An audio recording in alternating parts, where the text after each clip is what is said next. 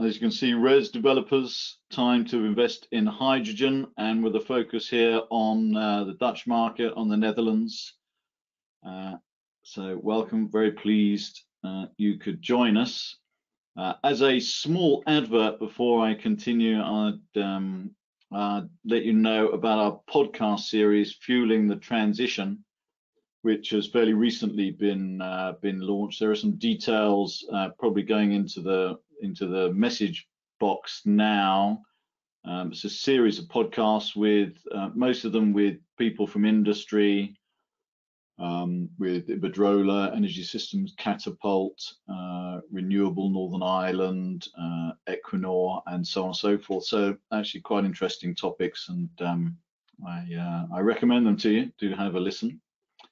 So with that, perhaps we skip on through the disclaimer, and you see our team of presenters here. Before that, I'll just highlight at the bottom the various areas in which AFRY, the wider AFRY group, is working. Smart cities and infrastructure, future mobility, industrial digitalization, changing energy markets, and the transition to the bioeconomy. All fascinating stuff, and helping transitions really in lots of different areas. Here, of course, we're dealing with the energy transition in general. I'll introduce myself. My name is Matt Brown. I'm Vice President at AFRY Management Consulting, and I would invite my colleagues, please, to maybe pop their webcams on and say hello. So, after you, Fleur. Thanks, Matt. So hi, my name is Fleur Greetham. I'm a senior principal with AFRY. I've been with the company for nearly 20 years, actually, starting out in the UK renewables space before moving into Northwest European markets, and now heading up the commercial work that AFRY Management Consulting does in the Netherlands. Go ahead. Sorry. Thank you. I'm Benedikt Unger. I work in AFRY's London office, and I look after all topics related to the energy transition. So our modeling efforts, I've been working on various studies looking at decarbonising the economy, and I'm also leading AFRY's future mobility, AFRY Management Consulting's future mobility work. Thomas? Thank you. Hi everyone, I'm Thomas Weenink. I work in the Madrid office of AFRY, but I'm originally from the Netherlands. And I work in the Dutch team for over 3 years now, looking at projects such as offshore wind, solar PV, also interconnections, and now increasingly so looking at hydrogen. So I'm going to say something quite cheesy, like 20 years, Fleur. You must have joined just after primary school. And then perhaps we'll move on to the next slide. Just some housekeeping before we start.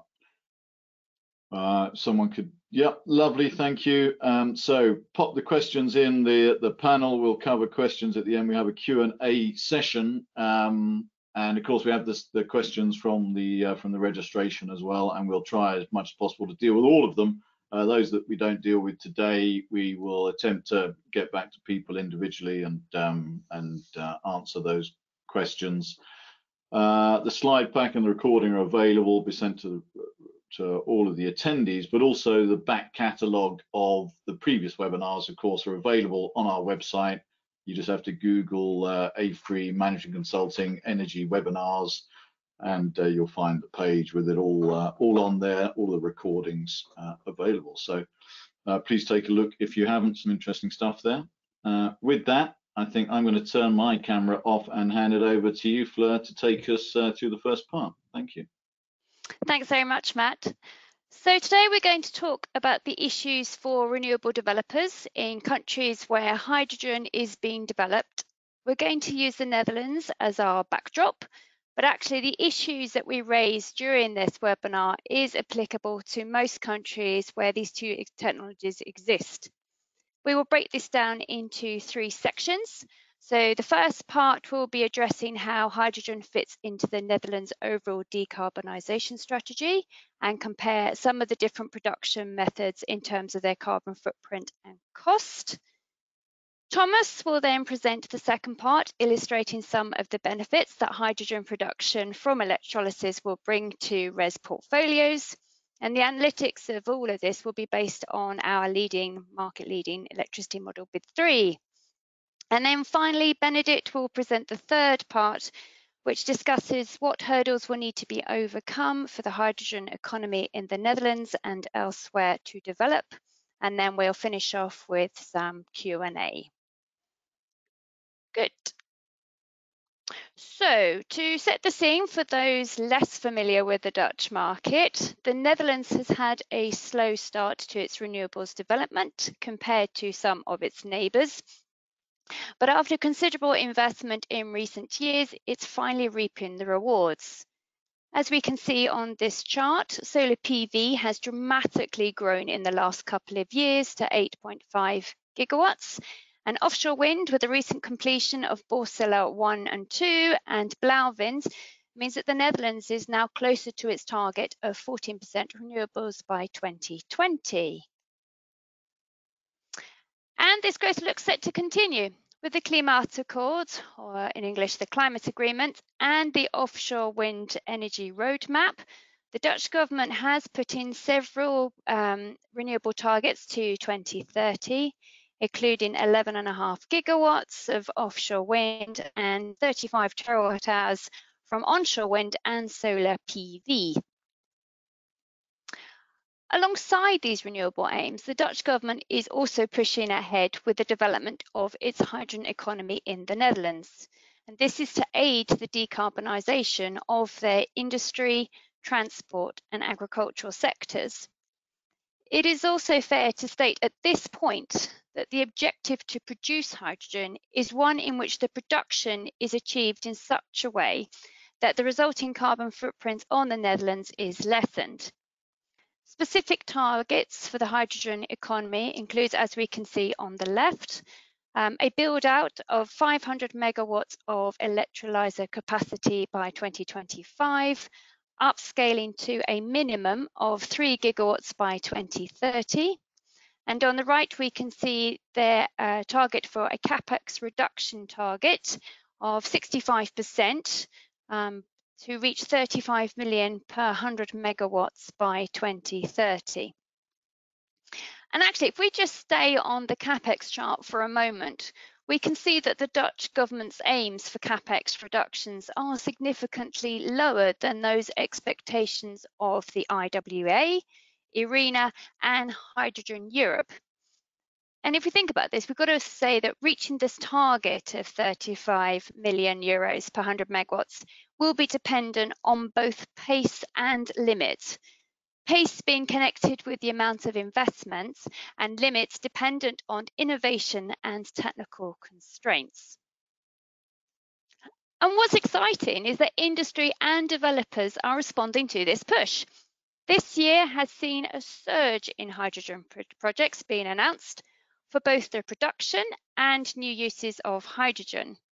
Notably, hydrogen projects are not just confined to the use of existing technologies, but also some sizable projects involved in the using of an electrolyzer powered by renewables are also making headlines. Which comes to some interesting facts about the different technologies for producing hydrogen, their relative CO2 footprint and the costs involved. In the chart, we can see the carbon emissions associated with the conventional way of producing hydrogen, using steam methane reforming or SMR. Based on the numbers quoted in the EU hydrogen strategy earlier this year, this is around 9 kilograms of CO2 per kilogram of hydrogen.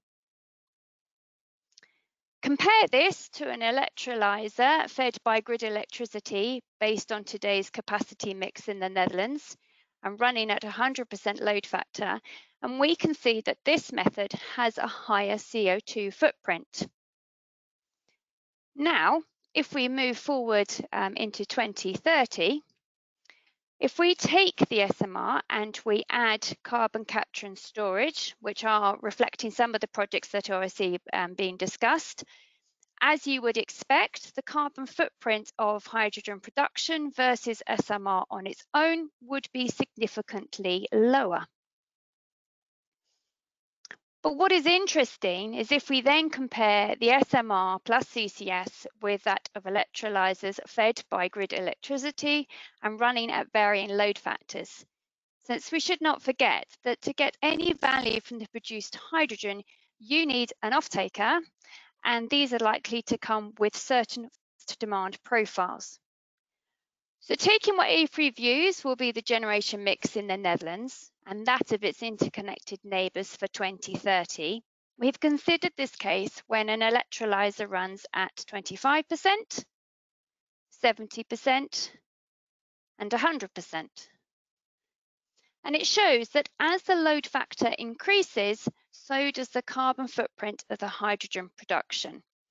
And this reflects the fact that in 2030, overall electricity demand for the Netherlands is still partially being met by thermal fossil fuel-fired plants.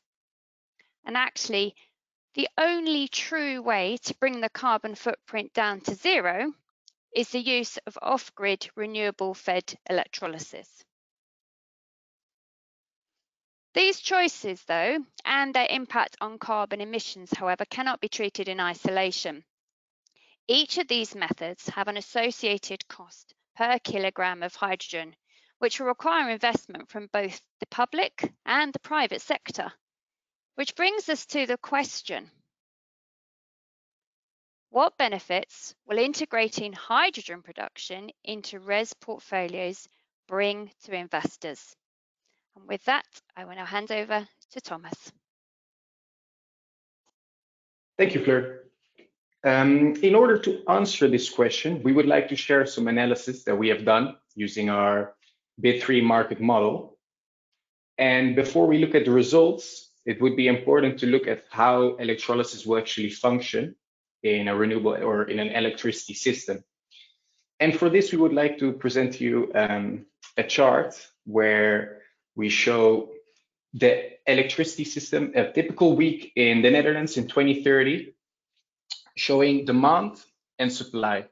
So in this chart, we see demand as a black line with a typical pattern throughout the week. And we see supply coming from various sources. One source being imports, which is the dark gray part in the chart. Then we see dispatchable generation. What we label as dispatchable are plants that can turn on and off irrelevant of the weather. This will be mostly gas-fired generation in the Netherlands in 2030. We also see generation from wind, and we see generation from solar PV. And from solar PV, we can see that the 7 days when it gets sunny and the 7 nights when there's no sun. And we can also see that it is February because there's not a lot of sun in the Netherlands during this period.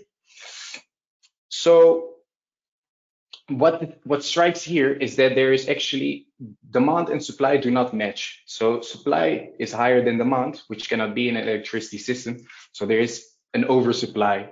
Now, what gets done with this oversupply is the following. We see the Netherlands exporting electricity, which is the blue color above the demand line. So that's electricity that's not being consumed domestically, will go to nations around the Netherlands due to the interconnectedness of the Netherlands. And we see also in red, we see RES curtailment. So this means that the electricity that could be generated, but is not being generated because there is no source of demand.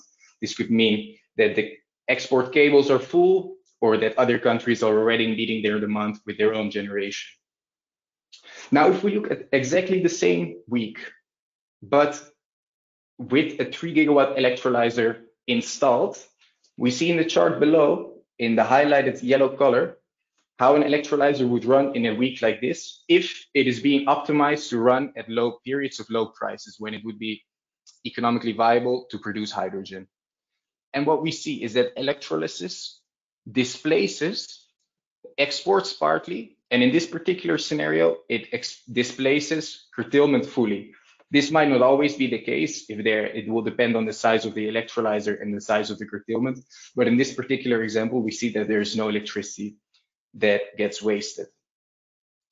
And that is looking from the supply side. But if we look, as Fleur mentioned before, the demand side, the demand profile might not be very happy with only 2 days of hydrogen generation, of hydrogen production, because if an industrial consumer that has a continuous process and would like to use hydrogen as a feedstock, they will need a more continuous supply of hydrogen.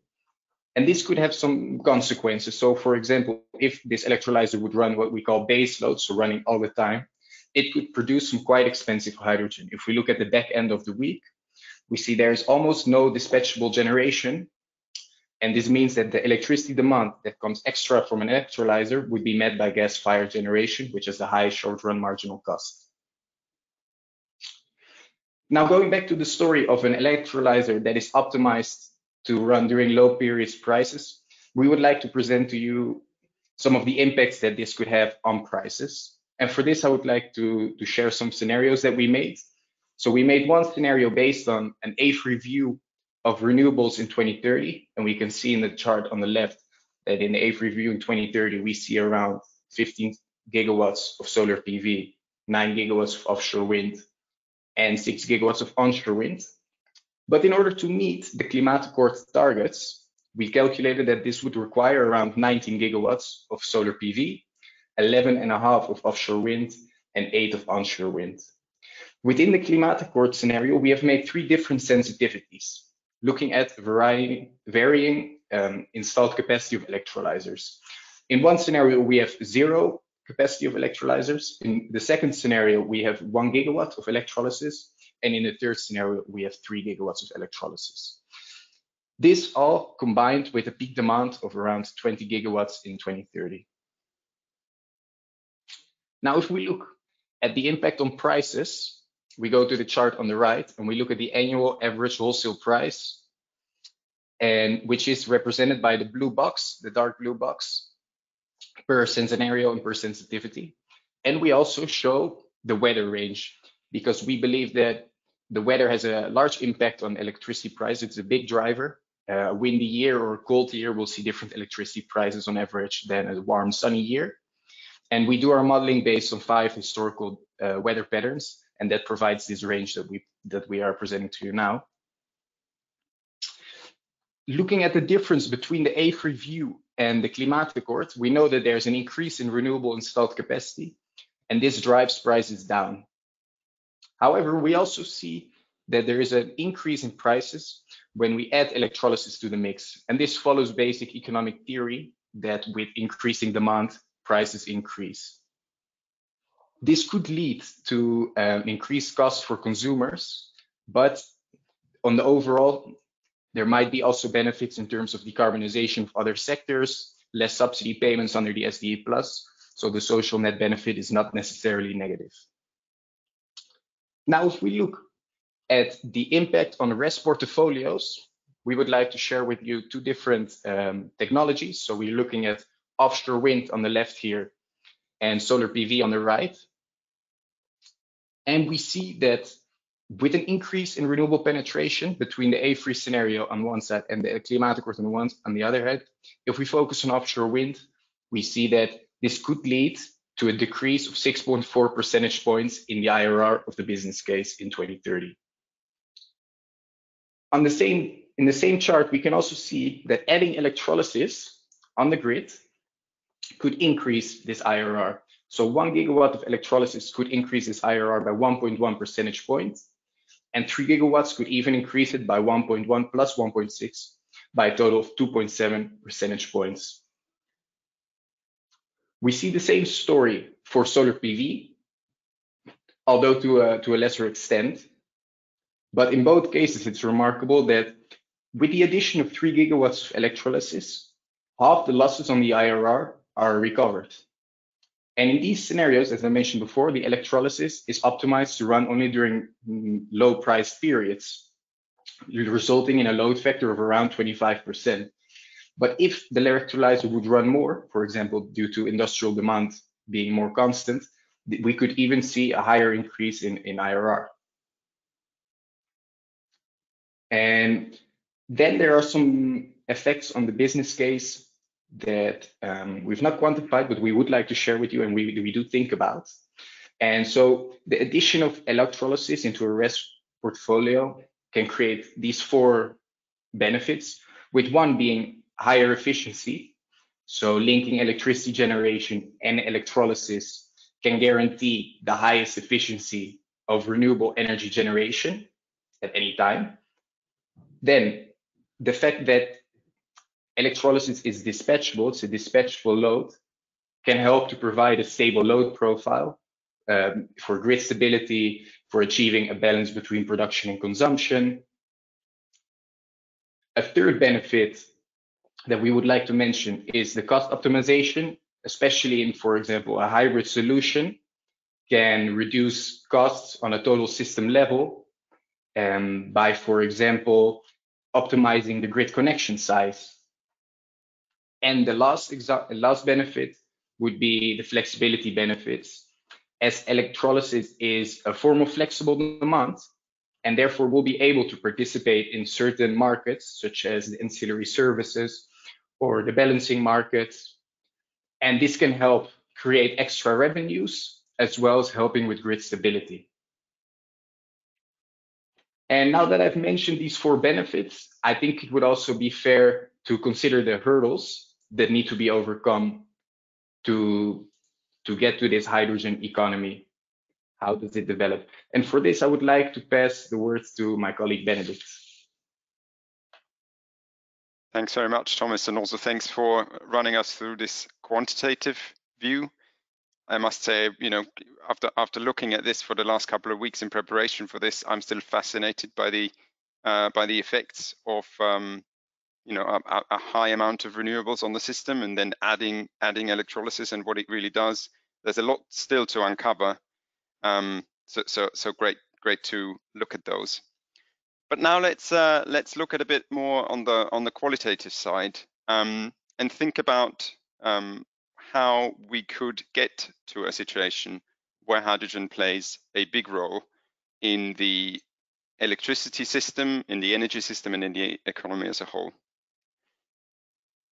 So lots of organizations and public sector organizations like governments have found out and have identified how important it is for integrating renewables into the system to also look at other ways that could help integrate them on the demand side, and one of them obviously being hydrogen.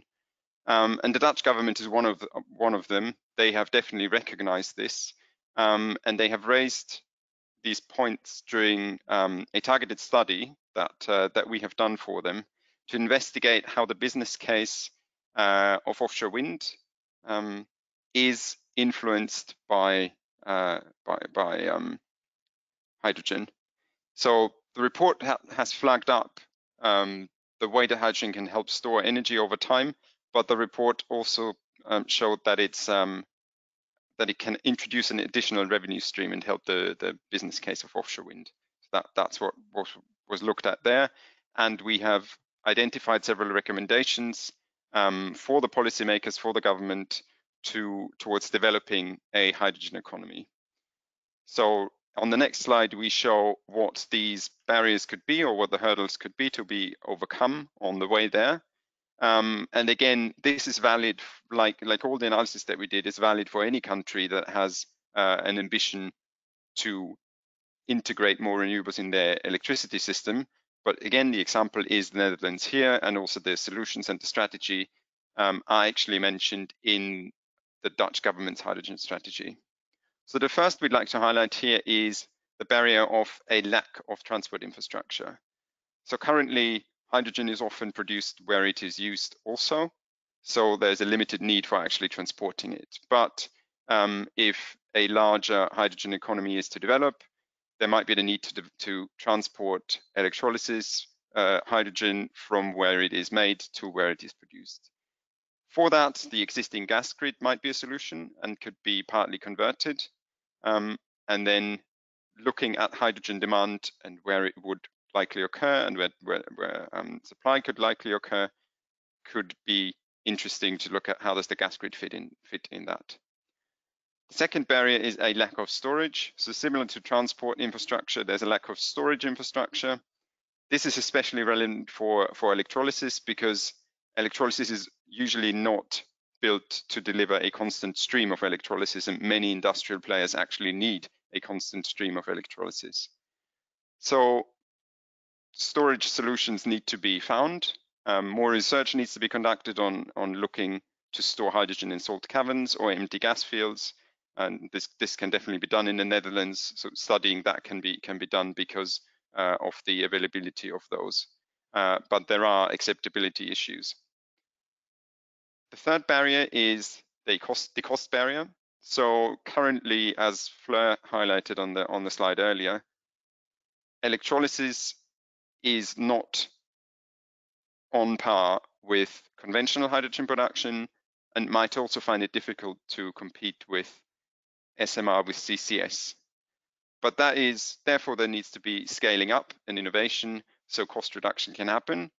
And then certificates for zero carbon hydrogen or for very low carbon hydrogen could also incentivize the transition from going from conventional hydrogen to a lower carbon option.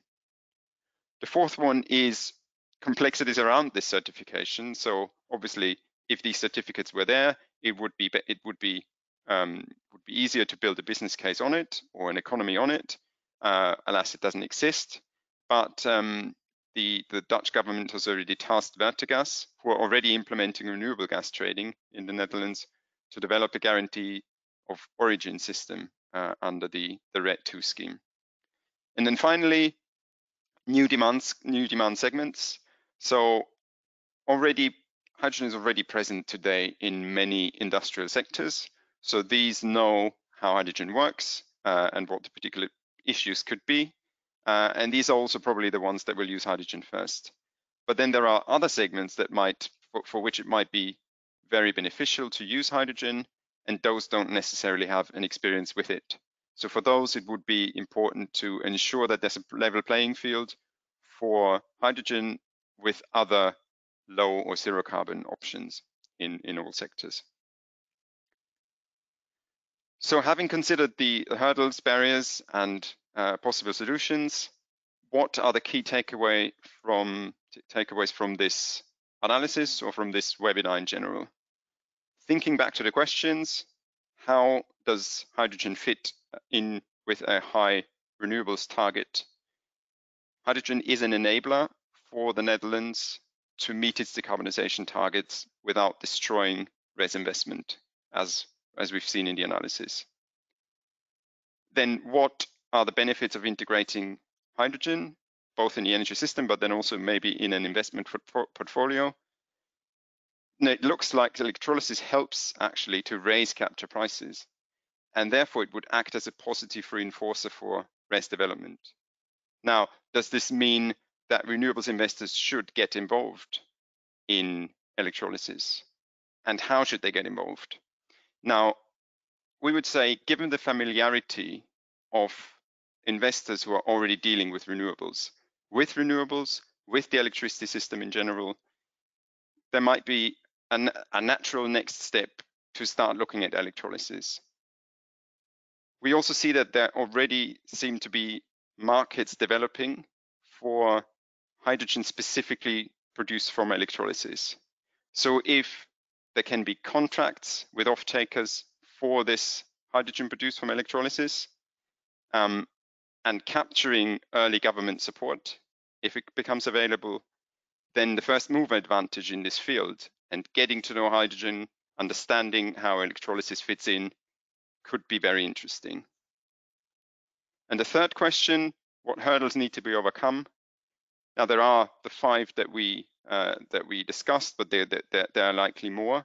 A key to overcoming them is that the governments, and here specifically the Dutch government, continues to support the hydrogen technologies, the lower carbon hydrogen technology options, to reduce costs, and for these options therefore to become competitive with other options. And with that, I will hand back to Fleur or Matt.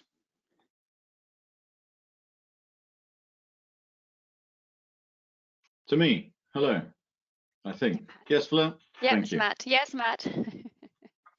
Marvellous. I'll put my camera on again. So thank you very much. That's fascinating.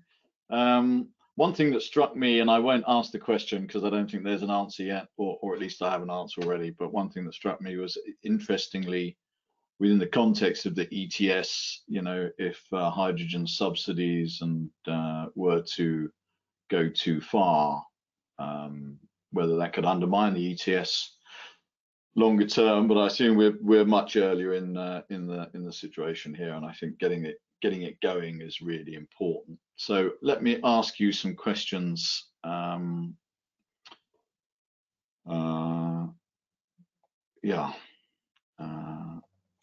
Just pull them up.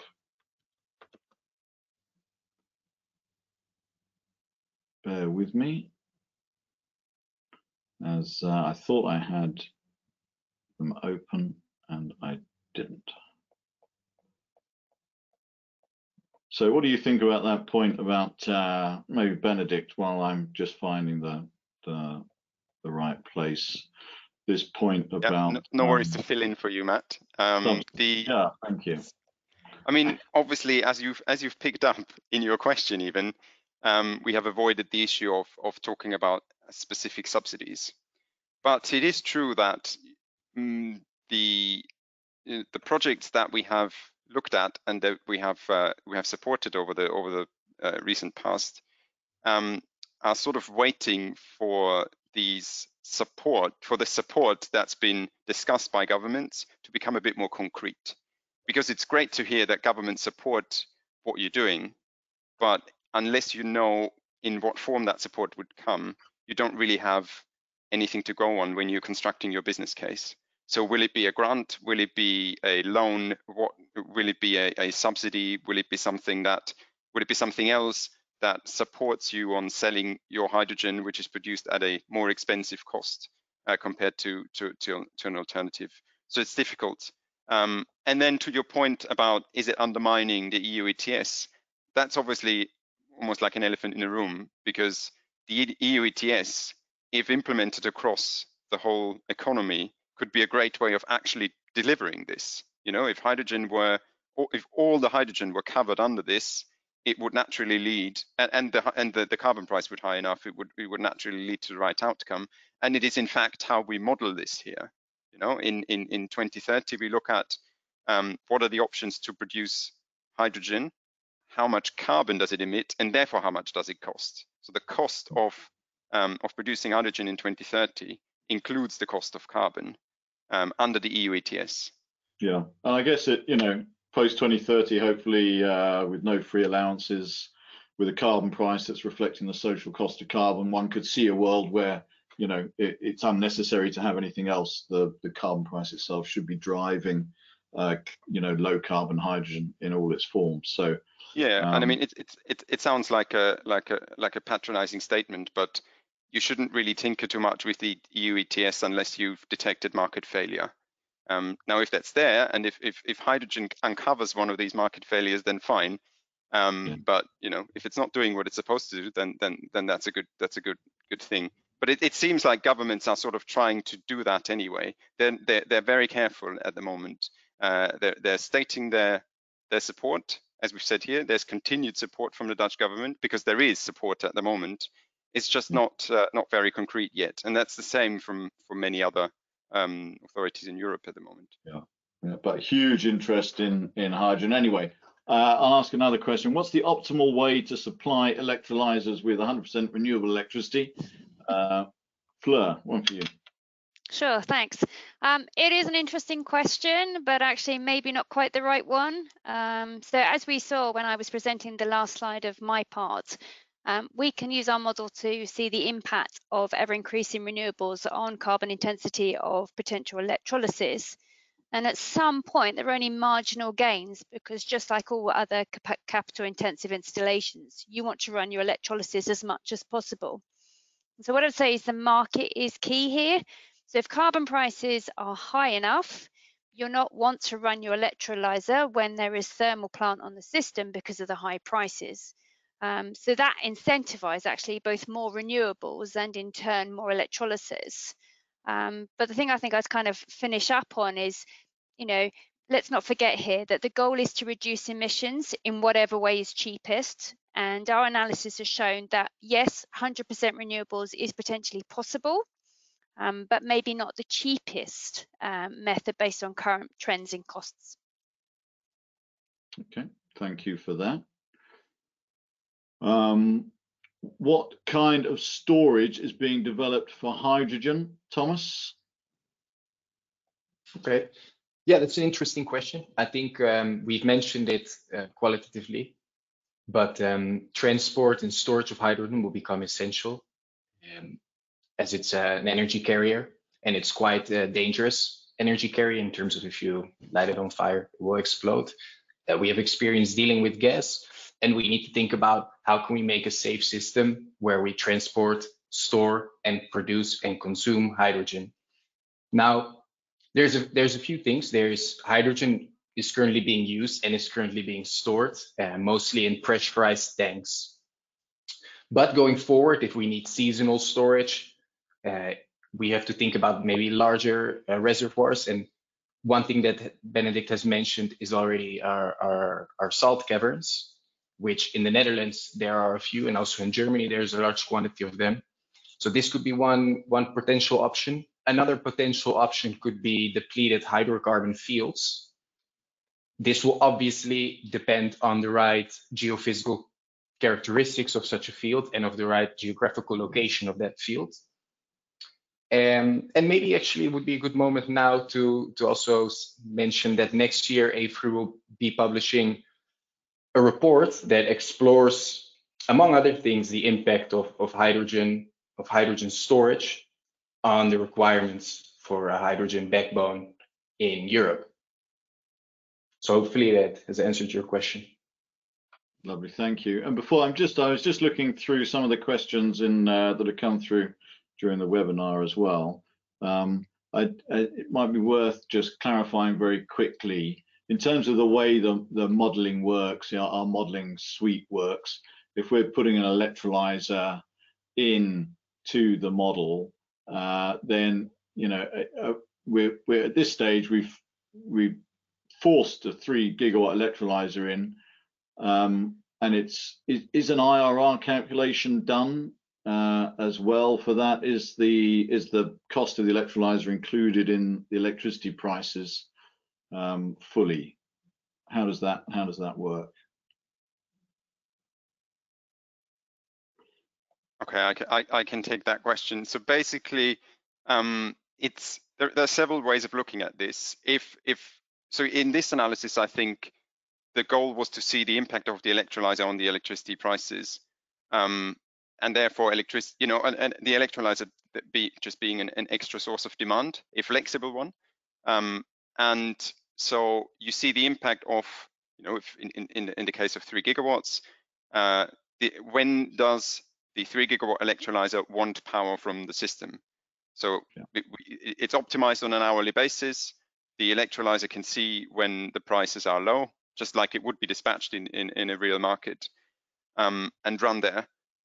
And then how it is decided that it needs to run is a bit more tricky. So basically, the 25% electrolyzer, the example that we see, is run in a way that it can deliver hydrogen largely competitive with an SMR with CCS. So basically, if assuming a market where it just competes with that, where it can supply electricity, where it can supply hydrogen as a supplement to SMR, basically. Now that might not be very realistic. That might be in the long term where we're moving towards. If we have a complete hydrogen grid and the electrolyzer can just feed into that, then that might be possible. But if you're building electrolysis to meet demand, then it will probably need to run more, so maybe close to 100%. And in between those, we've got the 70%. Now the reason we choose 70% is because we found that in terms of optimizing your profits from an electrolyzer, that seems to be sort of a sweet spot load factor, because it's a capital intensive, high fixed cost installation, so you want to run it a lot. And 70% seems to be a load factor that is advantageous in terms of profitability. And we've seen that leads to higher carbon emissions, in terms of the hydrogen, higher carbon footprint, and also higher cost of the resulting hydrogen. Okay, thank you. And just to say, in our standard projections, say if you were looking at Q4 that'll be coming out shortly, the Q4 2020 results, then the model is fully taking account of the electrolyzers, and actually it does that IRR check and determines whether it's sensible or not to build those in. So, you know, in this case, we're sort of putting it in to see what the impact is in these sensitivities. So I think that's good. Let me then ask another question. What business cases are currently explored or economically feasible? Hydrogen business cases, I assume this is. Are they standalone or combined with renewable production? Benedikt, why don't you take that one? Sure. I think there is a slide actually in this deck earlier on that Fleur presented, where you can actually look at some of the businesses that have started up in the Netherlands, and these are similar across Europe. So you have both SMR with CCS projects being developed and electrolyzer projects being developed. Most of the time, I think when we sort of summarize that map a bit, it is industrial players who already consume hydrogen to some extent, converting some of that demand to, or some of that production to electrolyzed hydrogen. So that's one way, because then actually it's not so much an electrolyzer business, then sort of a pilot for greening your business case. Another one would be if you are in an industry that does currently not consume hydrogen, but could convert in the future to hydrogen. So sort of a pilot project. So we see the steel makers, for example, being quite active in this space. There are some business cases where it's about mobility. So when you have a fleet of vehicles, say a truck fleet, and you don't, and your government doesn't allow you to run that on diesel anymore, and you are not sure about electrifying that, hydrogen could be an option. So those projects also, you have a contracted revenue stream again, and that's how that business case would work. Excellent. And then I'll ask one more that's come in the panel here just now, I think, before we close. And question: what is the energy mix of the Netherlands percentage of electricity produced from fossil sources, roughly? Thomas or Benedikt, I don't know if you have an idea. I mean, at the minute, obviously there's still some gas on there. Is there still coal on there as well? Yep. Yeah, there's both. Oh, go on. Thomas and Joe. Sorry, coal's not on the system. Gas is on the system. So there is a ban in the Netherlands to stop electricity production from coal. From the top of my head, I cannot tell. Also, we have a variety of different scenarios, so we might be able to follow up on this. I cannot tell you. Yeah, I mean, I was thinking more today. What it is? What's the roughly today it's about 70%. It's still relatively high. Still relatively high, 70%, and that's in the electricity rather than the total energy system. Yeah, 70% in the electricity system. Yeah, and the government is projecting that by 2030, 75% of electricity will come from renewables. So that's really a big transition. Swap round. Yeah.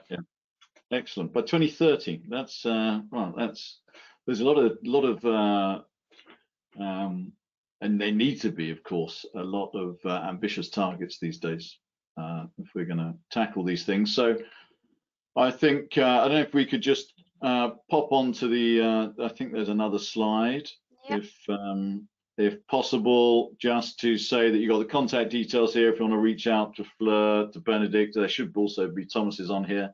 I don't know why I can't see that. But I'm sure you can get in touch with Fleur if you want to get in touch with Thomas as well. She'll pass it on. We got the podcast here with a link, and next week we're talking about flexibility in the Italian electricity market and what that's going to look like. So thank you very much for joining. Thank you all for excellent presentation. and of course to Mai and Johnny and everyone behind the scenes for making these webinars happen. Thank you. Bye-bye. Thank you. Bye. Thanks, everybody. Thank you, everyone.